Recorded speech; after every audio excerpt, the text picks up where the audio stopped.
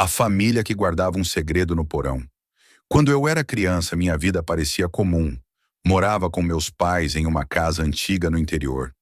Uma daquelas construções que rangem a cada passo e que parecem respirar durante a noite. Meus amigos achavam a casa assustadora, mas para mim era apenas meu lar. Embora sempre tivesse aquela sensação estranha de estar sendo observado, mesmo quando estava sozinho. Desde pequeno, minha mãe sempre repetia que havia apenas um lugar onde eu nunca poderia entrar. O porão da casa era proibido, trancado com chave, e eu cresci, ouvindo que era perigoso, que poderia desabar, ou que havia animais lá embaixo. Mas no fundo eu sabia que não era só isso. Com o passar dos anos, fui ficando mais curioso. O porão parecia me chamar. Em alguns dias eu escutava barulhos, como passos, ou sussurros que vinham de lá. Quando perguntava para meu pai, ele ficava bravo. Dizia para eu parar de inventar coisas. Minha mãe apenas desviava o olhar e trocava de assunto. Lembro de uma noite em que acordei e vi a luz fraca passando pela fresta da porta do porão. Desci as escadas devagar e percebi que alguém estava lá dentro. Fiquei observando até que a luz apagou rapidamente. E quando voltei para o quarto, senti que havia algo errado, como se não estivéssemos sozinhos naquela casa. Quando fiz 15 anos, resolvi investigar melhor. Comecei a procurar pela chave, até que um dia vi meu pai escondendo algo dentro do bolso do casaco. Esperei ele sair e encontrei a chave ali. Naquela mesma noite, desci para o porão sozinho. O coração batia tão forte que parecia que ia explodir quando abri a porta. O cheiro de mofo tomou conta do ar. A escuridão era pesada e precisei de uma lanterna para enxergar. Havia caixas velhas, móveis quebrados e papéis espalhados. Mas o que chamou minha atenção foi um caderno de capa de couro que estava em cima de uma mesa coberta de poeira. Abri devagar e vi que era um diário escrito por alguém chamado Helena. As primeiras páginas pareciam normais. Falavam de rotinas da casa, mas aos poucos os textos ficaram estranhos. Helena escrevia sobre vozes que chamavam seu nome durante a madrugada, sobre sombras que se moviam sozinhas e sobre o medo constante de que a casa estivesse viva. Ela dizia que não conseguia convencer ninguém, mas que sabia que algo estava errado em certo ponto. Escreveu que a família tinha feito um pacto, que a cada geração alguém seria entregue para a casa e que essa pessoa seria escolhida de forma misteriosa pelo próprio lugar. Li aquelas páginas com as mãos tremendo e percebi que o diário terminava abruptamente com uma frase que me gelou o sangue. Amanhã será minha vez. Eu sei que não vou sobreviver à noite. Saí correndo do porão desesperado e escondi o diário embaixo do meu colchão. Mas a partir daquele dia, as coisas começaram a piorar. Passei a ouvir claramente meu nome sendo chamado.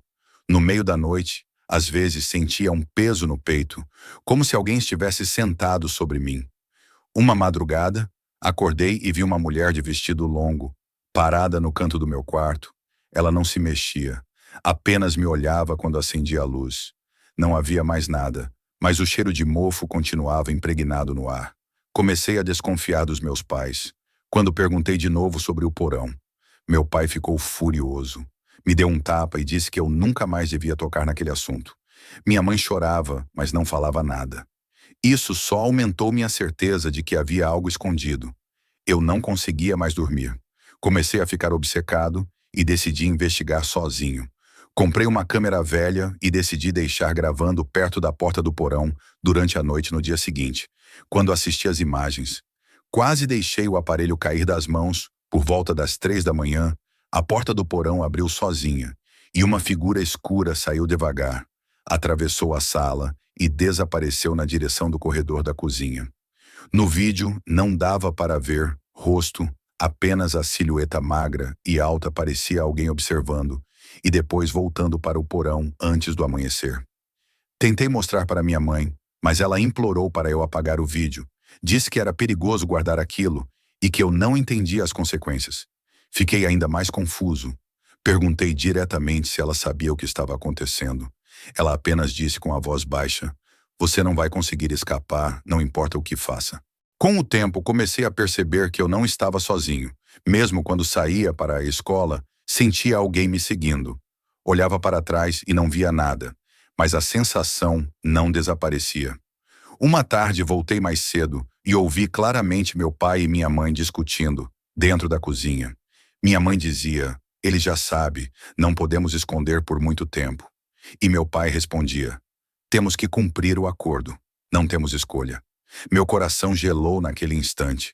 Percebi que estavam falando de mim, que eu era parte de alguma coisa que nunca entendi. Voltei correndo para o quarto e fiquei em silêncio como se nada tivesse acontecido. Mas desde então, passei a observar cada detalhe deles, cada gesto, cada olhar. Percebi que minha mãe tinha medo de mim e meu pai parecia esperar alguma coisa. Na semana seguinte, sonhei várias vezes com a mesma mulher, de vestido longo que aparecia no canto do meu quarto. No sonho, ela se aproximava devagar e dizia sussurrando, você é o próximo. Eu acordava suado sem conseguir respirar, mas sempre no mesmo horário, 3 da manhã. Um dia resolvi voltar ao porão para procurar mais respostas. Vasculhei por horas até encontrar uma caixa escondida atrás de móveis pesados. Dentro, havia fotos antigas da família, todas tiradas naquela mesma casa. Mas em cada geração havia uma criança que desaparecia sem explicação. Em algumas fotos, alguém havia riscado os rostos com caneta vermelha. E em todas elas, a mesma mulher de vestido longo estava ao fundo, sorrindo discretamente. No fundo da caixa, havia um envelope com meu nome escrito nele em letras tortas.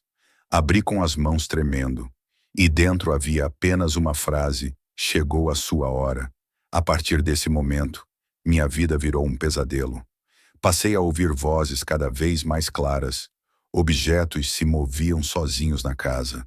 Portas batiam durante a madrugada, e meu reflexo no espelho parecia se atrasar, como se não fosse exatamente eu. Certa noite acordei e encontrei meus pais ao lado da cama, ambos chorando. Meu pai disse, me perdoa, mas não temos escolha. Minha mãe me abraçava e repetia baixinho. Eu sinto muito naquele momento. A porta do quarto se abriu sozinha, e a mulher do vestido entrou lentamente. Meus pais caíram de joelhos diante dela, enquanto eu tentava gritar, mas minha voz não saía. A mulher colocou a mão fria sobre minha testa e sussurrou finalmente. Você chegou até aqui, eu não sabia se estava acordado ou sonhando. Só senti meu corpo gelar quando olhei de novo. Vi que não estava mais no meu quarto, mas em um porão diferente, iluminado por velas ao redor, havia várias pessoas desconhecidas, todas olhando fixamente para mim. Uma delas me entregou o diário de Helena e disse, leia a última página. Quando abri, percebi que as páginas haviam mudado. Havia frases novas, escritas em uma caligrafia, que eu reconheci era a minha mesma letra. A frase dizia, hoje descobri que não tenho saída. Hoje aceitei que a casa nunca vai me deixar ir. Naquele momento, percebi que de alguma forma eu já estava preso desde sempre, que talvez eu nunca tivesse tido escolha. A reviravolta que me destruiu foi quando olhei para uma das velas e vi o reflexo de mim mesmo. Mas não como eu era naquela idade. Era uma versão mais velha, cansada e com os olhos sem vida. Percebi que aquele eu do futuro estava tentando me avisar, mas era tarde demais.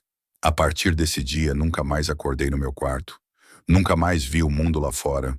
Só restou a casa e o ciclo que continua para sempre esperando a próxima vítima, esperando o próximo a ser escolhido, assim como aconteceu com todos antes de mim.